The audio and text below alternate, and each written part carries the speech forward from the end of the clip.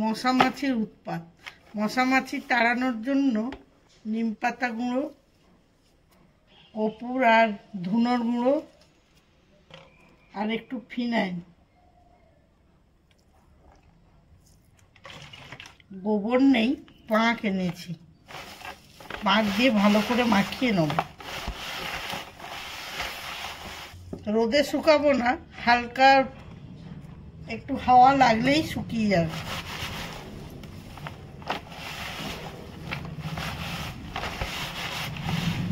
আর তেজপাতা গুঁড়োও আছে এতে। এই দেখুন, পাঁক দিয়ে মাখিয়ে নিয়েছি, হালকা হাওয়া লাগলেই শুকিয়ে যাবে।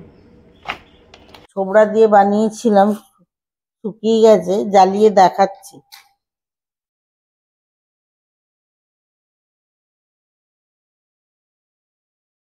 আপনাদের গোবর থাকলে গোবর দিয়ে করবেন, আরো ভালো হবে।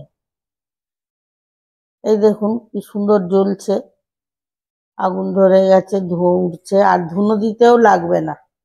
ধুনো, কর্পূর, ফিনাইল, নিম পাতা আছে সঙ্গে।